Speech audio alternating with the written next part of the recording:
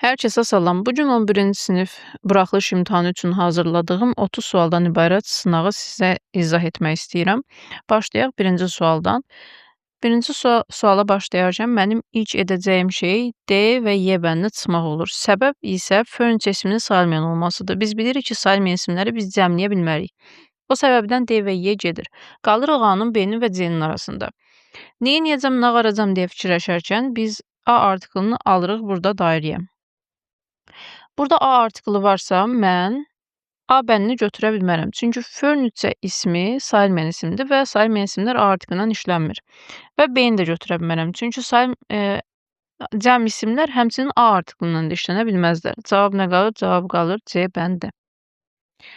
Keçək ikinci suala. İkinci sualda bizdən passive case, yəni yiyəlik halı istəyir. Biz baxırıq, 2 səhvdir. Səbəb nədir 2-nin səhv olmağında? 2-də Smith. Biz bilirik ki, əgər bir söz böyük hərflə başlayıb və qabağında Z işlənibsə, demək söhbət ailədən gedir və söhbət ailədən gedərkən biz onu apostrof S-nə yox, S apostrofla bildirməliyik. Həmçinin The Browns buna da aiddir. Biz S-ləri bitişdirməliydik. O səbəbdən 2 səhvdir. Bizdə gedir C, D, üzrü sayın, Y variantı. Bunlar getdi. Qaldıq A-nın, B-nin və D-nin arasında. 3-ü də çıxırıq. Niyə? Çünki children zaten özü cəmdədir. Biz onu 2-ci səfər S artırıb cəmləyə bilmərik. 3 də gedir. A və D də getdi. Cavab qaldı B bəndi. Keçək 3-cü suala. 3-cü sualda biz baxırıq ki, artiklda artıq bu sual və USA-nin altına xətt çəkirik. USA nə deməkdir? United States. Biz bilirik ki, ölkə adları artiklsız işlənir, amma və lakin tərkibində United States, Kingdom, Republic kimi olan sözlərdə biz Z artiklı veririk. Z artiklı olmayan bəndləri çıxacam. A gedir, B gedir, D gedir. Qaldıq C ilə Y-nin arasında. Pacific Ocean altına xətt çəkirik. Pacific Ocean nədir? Su hövzəsi. Biz bilirik ki, su hövzələrini biz Z ilə işlədirik. Yalnız bir şey istisna olmaqla, əgər tərkibində lake sözü varsa, biz onu Z artiklı ilə verə bilmərik. C də getdi, cavab qaldı Y bəndi. Keçək 4-ə. Deməli, 4-də bizdən əvəzlik bölməsidir. Baxıram 3 nöqtədən sonra isim gəlməyib. İsim gəlmədiyinə görə mən B-ni, D-ni və Y-ni çıxıram. Qaldım A-nın və C-nin arasında. Biz bilirik ki, törəmələrdən sonra isim gəlmir. Ona görə biz indi ya A-nı, ya C-ni götürəcəyik. Tərcümə edirik. Deyir, can I call you later? Mən sənə sonra zəng edə bilərəm. I have got, mənim varımdır. To ask you, soruşmağa sənə. Mənim heç sualım yoxdur soruşmağa sənə, yoxsa bəzi şeylər soruşacam sənə. Biz birinə zəng ediriksə, ondan soruşmağa artıq bəzi suallarımız var. Ona görə A-nı götürə bilmirik, cavab qalır C. Baxaq 5-ə. 5-də biz of alırıq dairəyə. Every'ni çıxırıq. Çünki bilirik ki, every'dən sonra of gəlməz. Daha sonra qalırıq A-nın, B-nin, D-nin və Y-nin arasında. Biz burada D-ni bir dəqiqə, niyə belə eləyir? Biz burada D-ni və Y-ni çıxırıq. Səbəb odur ki, 3 nöqtədən sonra biz o zaman axırı S olanları götürə bilərik ki, orada heç nə gəlməsin, heç bir şey gəlməsin. D-ni və Y-ni çıxdıq, qaldıq A ilə B-nin arasında. Çünki D-də və Y-də theirs, hers müstəqil əvəzidir. Müstəqil əvəzi özündən sonra heç nə tələb etmir. Adətən boş yerlərdə gəlir. Belə, qaldıq A-nın və B-nin arasında. İndi bu əsasən biz bunu tərcümə ilə tapa bilərik. The teacher told, müəllim dedi, of the boys. Each qoysaq, each of the boys. Oğlanların hər birinə oxumağı, to read, his own book. Onların öz kitablarını. Bu qoyanda bizə cümlədə məna verməyəcək. Müəllim dedi, oğlanların hər ikisi oxusun onların öz kitabını. Oğlanların hər biri onların öz kitablarını oxumalıdır, özünün. Ona görə cavab qalır B bəndi. Keçirik 6-ya. 6-da bizdən düzgün zaman formasını istəyir. Gəlin baxaq. B bəndini çıxırıq. Çünki yesterday dünəndir, will isə gələcək zamandır. Zaman uzlaşması pozulub. Tomorrow sabahdır. When isə keçmiş zamandır. Zaman uzlaşması pozulub. Next week gələcək həftədir. Go isə sadə zamandır. D bəndi uzlaşma pozulub. Last month keçmiş zamandır. Have gone isə bitmiş zamandır. Uzlaşma pozulub. Cavab qalır A bəndi. Keçək 7-yə. Passive voice bizdən məhsul növü istəyir. Baxırıq ki, bizim cümləmizdə will var. Will varsa bizə will be lazımdır. Will be olmayanları çıxacağıq. B gedir, D gedir. Qaldıq A-nın, C-nin və Y-nin arasında. Biz indi cümləmizin mübtədasını təyin edək ki, bilək biz hansını götürməliyik.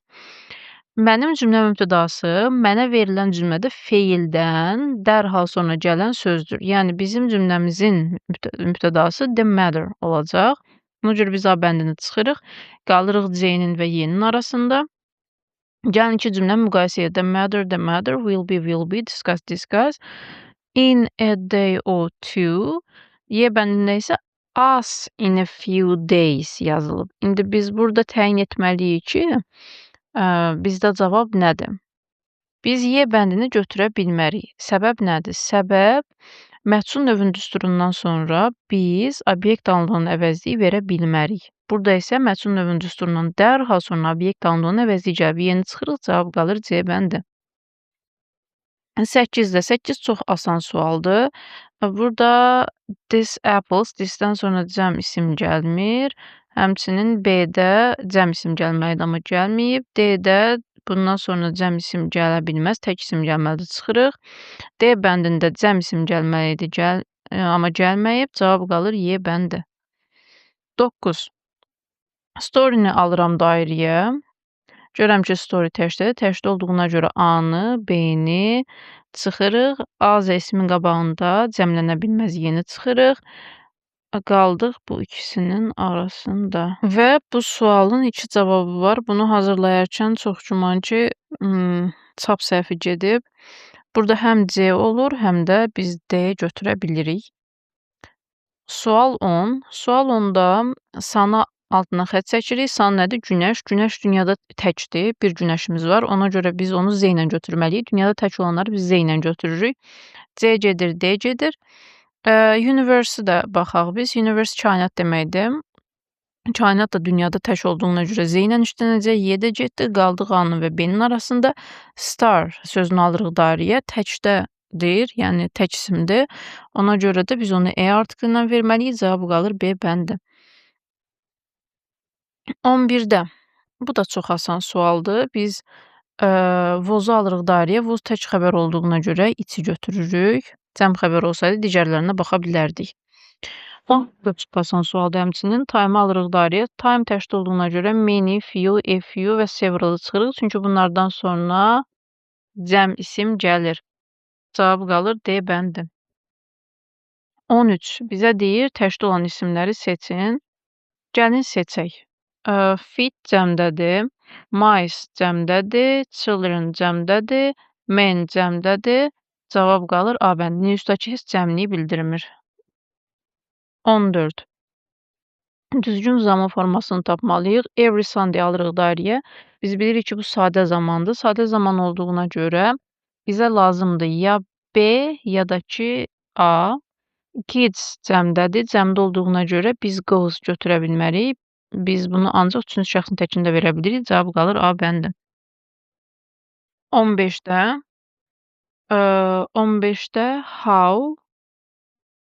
İndi nöqtələri tamamlamalıyıq biz. Juice sözünün altına xətt çəkirik. Təkdə olduğuna görə biz much götürürük. How much?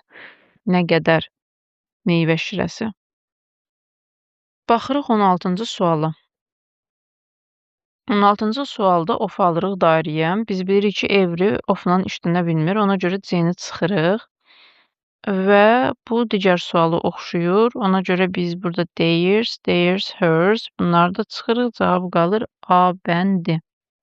17-ci sualda biz əzəzi alırıq dairəyə. Biz bilirik ki, əzəzlə adi dərəcə işlənir. Ona görə də biz götürürük D bəndini. A bəndinin adi dərəcə deyil, B də deyil, C də deyil, Y də deyil. Cavab qaldı D.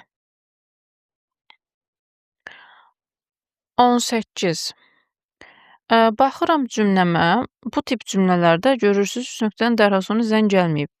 Axıra qədər baxın. Çünki zən bir yerlərdə gizlənmiş olur. Burada görürsüz, burada gizlənib. Bunu alırıq dairəyə. Zən var deyə bizə müqayisə dərəcəsi lazımdır. Müqayisə dərəcəsi ya morla işlənir, ya da erlə. Burada da er ancaq Y bəndində. Cavab qalır Y bəndi. 19-da. Demək, bizdən düzgün variantı istəyir. Love is stronger. Görürsüz, burada er işlənib. Deməli, bizdən nə istəyir 3 nöqtədən sonra? Sifətin müqayisə dərəcəsi ilə işlənən zəni. Cavab qalır B bəndi. 20-də. Deməli, bu siz artıq bildiniz nədir? Modal feillər. Gəlin birinci, ikinci tərəfdən girək. İşimizi asanlaşdırmaq üçün tunu alırıq dairəyə. Tunla işlənə bilməyənləri biz çıxacağıq. A bəndində şul tunla işlənə bilmir. Y bəndində şul tunla işlənə bilmir. C bəndindən çıxırıq həzə görə. Niyə? Çünki have, has və had-in inkarı do və does-la düzəlməlidir və yaxud da did-lə. Üzrü sayın. C-ni də çıxırıq. Qaldıq A-nın və D-nin arasında. İndi biz bunu tərcümə etməliyik. Tom inanır, o keçəcək imtahandan uğurla. Tom inanmalıdır, o keçə biləcək imtahandan uğurla. Cavab qalır D bəndi. Biz əgər B-ni götürsəydik, Tom inana bilmir, o keçəcək imtahandan uğurla. Tom inansın qoy. Cavab qalır D. Biz ona məsləhət veririk. 21-də. Ofun altına xət çəkirik. Yox, burada every yoxdur. Ona görə çəkmirik ofun altına xət. Vozu alırıq dairəyə. Voz tək xəbər olduğuna görə biz içi götürürük. Cavab qalır C. 22-də biz books alırıq dairəyə. Cəmdə olduğuna görə much, a little, much gedir. Cavab qalır a lot of D bəndə. 23-də biz yenə milkin altına xət çəkirik. Təkdə olduğuna görə many, a few and several gedir. Cavab qalır D bəndi. 24-də. Gəlin baxaq 24-cü suala. Mən birinci D-ni və Y-ni çıxıram. Səbəb isə advice isminin sayılmayan olmasıdır. Mən bunu uşaqlara hər dəfə belə öyrədirəm. Advice-ın biz sayılmayan olduğunu necə bilirik? Bizim valideynlərimizin bizə verdiyi nəsihətlər bitib tükənmir. Yəni saya bilmirik biz onları. O dərəcə çoxdular. Ona görə advice sayılmır. D ilə Y gedir. Biz qalırıq A-nın, B-nin və C-nin arasında. Neynim, nağarım deyə fikirləşərkən birdən-birə mən burada görürəm bir A artiklı və bilirəm ki, advice saymayan olduğuna görə saymayan isimlər A artiklından işlənmir, A gedir və cəm isimlər də həmçinin A artiklından işlənmədiyini bildiyimə görə C-ni də çıxıram və götürürəm B bəndini. 25-də human brain sözünün altına xət çəkirik. İngilis dilinin əsas təməl qaydalarından biri də iki isim yan-bayan gələndə biz onun ikincisini uzlaşdırmağımızdır. Brain sözü sayılan isimdir. Çünki hər insanın bir beyni olur. Onu da əgər istifadə edə bilirsə. Sayıla bilən isim olduğuna görə biz bunların hamısını çıxırıq. Cavab təkcə B bəndi qalır. Çox asan sual imiş. 3 nöqtədən sonra isim işlənmədiyinə görə biz bu əvəzlikləri çıxırıq. İsim olmadığına görə bunlar getdi və cavab qaldı təkcə D. Hər kəs zövq alırdı musiqidən. 27-də çox asandır. Əzəzlə adi dərəcə işlənir. Cavab qalır A bəndi. Bu tip suallarda mən məsləhət görərdim ki, siz bu erin altına xət çəkib biləsiniz ki, cümlədə zən ola bilər. Baxırıq ki, zən burada gizlənib. Bunu alırıq dairəyə. O səbəbdən biz D bəndini çıxırıq. Daha sonra gəlirik. Har sözünü alırıq dairəyə cəmdədir. Cəmdə olduğuna görə lesə çıxırıq və qaydırıq biz ikinci tərəfə. İkinci tərəfdə görürük ki, burada yenə zən var imiş. Zən olduğuna görə yenə mənə müqayisə dərəcəsi lazımdır. Few adi dərəcədədir, many adi dərəcədə. Cavab qalır A bəndi. 29. Deməli, baxıram, letter, məktub, yazılan. Deməli, mən bilirəm hansı söhbətdən, hansı mesajdan söhbət, daha doğrusu hansı məktubdan söhbət gedir. Bizə məlum olduğuna görə biz Z götürməliyik. Z müəyyənlik bildirən artikeldir. Bu sualda nəsə çatışmır. Bu sualda deyəsən səhv düşüb azca, çünki ortada heç nə yoxdur. Ona görə gəlin biz baxaq 3-cü tərəfə. Message hə, sayıla bilən isim. Sayıla bilən isim olduğuna görə A artiklinə işlənməlidir. Yaxşı, çox gözəl, çox əla. Həm C bəndi olur, həm D bəndi. Çünki bu ortada düşməyib. Mənim yazdığım. Çox üzr istəyirəm sizdən. Çap xətası olub hər halda. Görməmişəm, yoxsa düzəldərdim. 30-da bags alıram dairəyə. Cəmdədir. Cəmdə olduğuna görə D-də it çıxır. Cavab qalır C bəndi. Belə. Ümid eləyirəm ki, bu sınaq sizin üçün faydalı oldu. Düzdür, testdə 2 xəta var. Hansı ki, o xətaları mən həqiqətən görməmişəm. İndi nəzərimə çarpır.